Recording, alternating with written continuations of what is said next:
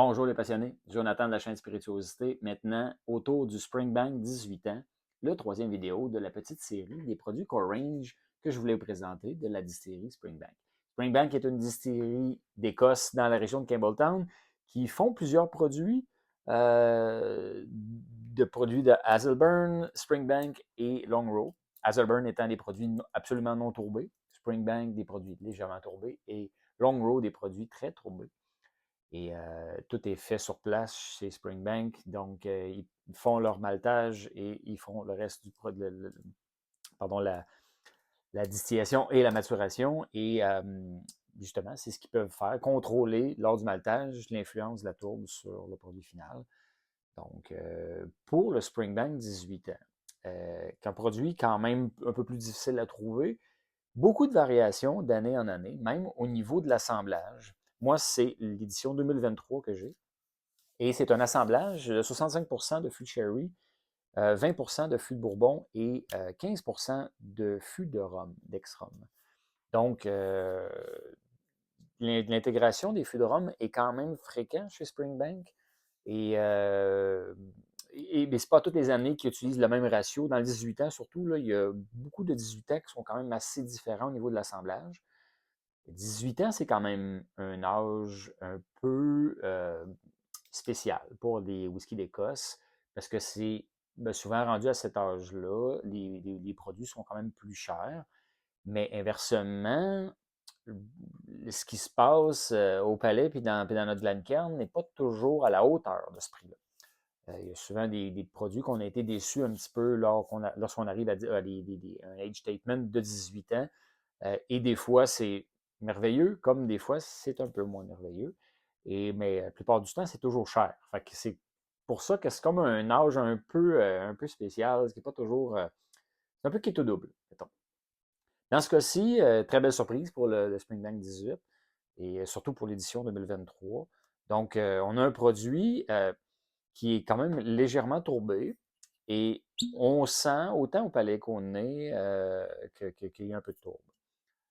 Par contre, une tourbe discrète, une tourbe bien intégrée, une tourbe qui n'est pas trop dominante, qui laisse la place au reste. Et c'est ce que je trouve superbe dans les produits Springbank, c'est que justement, oui, il y a de la tourbe, mais la tourbe ajoute à la complexité et vient un peu brouiller les cartes sur les notes traditionnelles qu'on a de nos whiskies. La grosse question qui tue, c'est est-ce que ça vaut la peine de payer le prix? Parce que là, maintenant, les produits, ben pas maintenant, mais ça fait quand même longtemps que les produits Springbank sont quand même en demande. Springbank ne font pas de marketing. Vous voyez l'étiquette super simpliste, très, très conservatrice et pas de flafla. Ils ne font pas de marketing ou très, très, très peu. Et, et quand même, leurs produits s'envolent rapidement et sur le marché second, et les prix sont quand même assez élevés parce qu'il y a une rareté. Donc, de là, est-ce que si vous êtes, vous, prêt à payer ce prix-là, le prix du marché second pour obtenir les bouteilles, ça va dépendre. C'est un peu pourquoi que je fais des vidéos sur ces produits-là aujourd'hui. C'est que, justement, je voulais comme vous les décrire. Vous allez pouvoir voir si ces produits-là correspondent à vous, puis si ça vaut la peine d'investir ces sommes-là. Dans le cas du 18 ans ici, moi, j'ai payé 276 lors de la loterie de la SAQ de début 2024. Donc, mais sur le marché second, c'est des bouteilles qui sont plus dans les 300 avancés. Et ailleurs aussi, là, quand on magasine dans l'Ouest, des fois, les prix sont quand même assez hauts. L'avantage de la société d'État qu'on a au Québec, c'est eux mettre le prix de détail suggéré par le manufacturier. Là, fait que des fois, on ne paye pas cher nos prix. Mais, en tout cas, bref, je ne veux pas embarquer dans la SAQ puis dans les avantages et les inconvénients, mais l'avantage, c'est que souvent, on paye les produits rares pas cher. Mais on n'en a pas beaucoup puis pas souvent. C'est l'envers de la médaille. Donc, celui-là ici, 2023, bon, j'ai parlé un peu de l'assemblage. Euh, c'est un superbe whisky qui a un hyper bel équilibre. Tout est agréable dans ce whisky-là. Fait qu'on sent les influences de la tourbe, donc les résidus de combustion un petit peu, le petit côté, euh, un peu de soufre, là, un peu de bois éteint, des fruits brûlés, mais tout est en un super de bel équilibre. Et la densité aussi, ça sent beaucoup de choses. Ça sent, c'est agréable. C'est 46 d'alcool, mais au nez, aucune brûlure d'alcool. On a plus un bouquet intense de belles arômes différentes. Mais c'est très, très, très agréable. Puis il y a quand même, on peut geeker quand même assez longtemps sur tout ce qui se passe. Fait que je vais essayer de vous décrire ce que moi j'ai ressenti. J'ai quand même beaucoup de notes. Je vais m'y référer, mais sur le fly, comme ça, j'ai un peu un peu de tabac, j'ai un peu bon, les fruits brûlés, là. Fait que dans les fruits, tu sais, j'ai l'ananas très, très grillé, j'ai un, un super de beau, de belle orange, marmelade, sucré, grillé, quand même une bonne dose d'épices aussi, là, mais c'est équilibré encore, mais il y a une bonne dose d'épices. La complexité est là, là, vraiment. Fait que c'est orange, ananas, pomme, figue, date. Euh, c'est enrobé de sucre brun. Il y a une trace d'encens, voire vieux meuble là-dedans. Là. Le chêne est comme sec, mais assez vieux. Euh, il y a un petit côté acidulé, mais autant équilibré avec le petit côté sucré. Un peu, on avait ça un peu dans le Springbank 10, où c'était un équilibre. Nécessairement, il y a beaucoup plus de sherry dans cet assemblage-là que dans le Springbank 10, mais il y a quand même une belle influence sur le bourbon. Où on peut sentir un peu là, les petits côtés un peu agrumés puis un peu vanille du bourbon. Le rum cask, le fût de rhum, difficilement. Je pense que c'est le petit côté glaçage, le petit côté sucré qui vient engloutir ou envelopper un peu tous ces arômes-là. Qui vient les diluer puis les marier ensemble. Je pense que le rum cask, ce serait lui qui serait responsable de ça, mais je suis pas un méga amateur de whisky fini dans les fûts de rhum et j'en achète pas beaucoup des whiskies comme ça parce que souvent je suis déçu. Fait que mon expérience sur l'influence des fûts de rhum n'est pas tant haute. Fait que je veux pas dire n'importe quoi, mais bref, je pense que ça ajoute à la complexité. Parce qu'il y a clairement quelque chose d'un peu différent sur le caractère des fûts de sherry puis le caractère des fûts de bourbon. Fait que j'ai l'impression qu'il vient comme un peu mélanger ça, diluer ça avec un peu de sucre. Mais c'est un nez hyper agréable. Autant que oui, c'est funky un peu parce qu'on a toutes les espèces de notes de résidus de combustion qui sont comme pas usuelles dans les whiskies qui sont non tourbés. Mais là, sont tellement à faible dose que ça vient comme un peu mêlant. Ça ajoute un petit funk, petit côté weird intéressant, agréable. Et ça vient soutenir le reste des arômes. On est très fruité. J'avais orange, ananas, tout ça. C'est ce genre de beaux fruits-là. Euh, puis les fruits de cherry, ben, nécessairement, ils amènent le petit côté, aussi amènent un peu le côté de crasse, là, soufre et compagnie. Mais ça accentue le côté fruité aussi. Fait que, bref, un nez vraiment, vraiment très bien. Maintenant, on plonge, santé.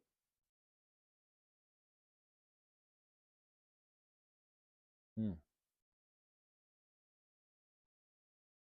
Surprenamment, très délicat quand même.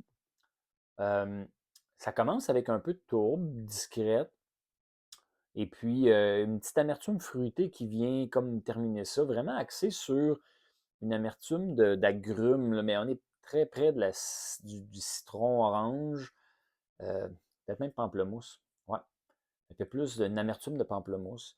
Euh, mais on a le côté orange marmelade qui est encore là, qu'on avait un peu au nez, mais il est vraiment très, très évident au palais. Encore une fois, des dates. Du côté tabac qui revient, j'avais ça dans le 15 ans, là, le Springbank 15, avec le côté sherry. Fait que je pense que le côté légère tourbe avec leur fût de sherry fait ressortir un petit côté tabac que j'ai dans celui-là ici aussi, mais je trouve qu'il est un peu plus discret qu'il l'était dans le 15 ans.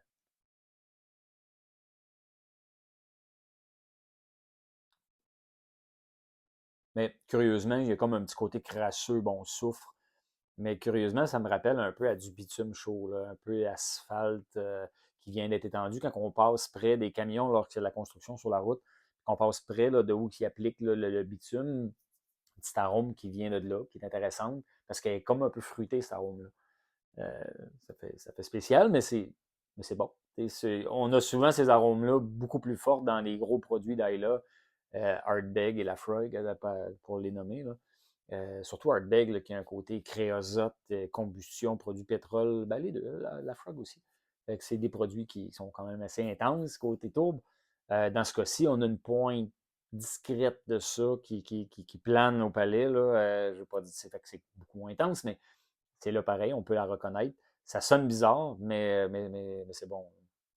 Euh, il y a un côté délicat avec la petite vanille puis le petit sucre brun qui est là-dedans aussi. Fait que, tu sais, au début, en bouche, là, quand on en prend une gorgée, c'est pas explosif, c'est délicat. Les saveurs se déroulent tranquillement. On commence par la tourbe, après ça, on a les fruits, tout ça. Puis c'est que c'est comme toujours délicat avec une belle petite vanille, un petit sucre brun, quelques petites épices, là, quelques petites herbes aussi discrètes. Un petit peu de conifère aussi là-dedans. Là. La délicatesse se termine avec quelque chose d'un peu moins délicat qui se trouve être comme les conifères. Je retrouve souvent des conifères dans des whiskies qui a de la tourbe dedans. Euh, Plus souvent qu'autrement, c'est quand c'est des jeunes produits tourbés. Là, 18 ans, c'est pas jeune. Mais il y a quand même un petit côté conifère intéressant.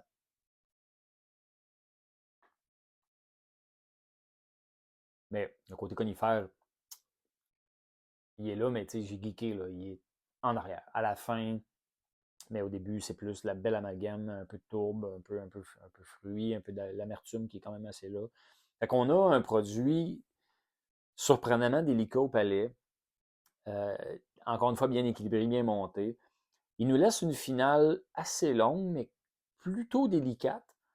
Et puis, délicate avec une espèce de petit crescendo sur les épices puis sur les agrumes, mais c'est vraiment une prolongation assez longue qui s'étire longuement de l'expérience qu'on avait au palais. Fait que, il n'y a pas de surprise dans la finale.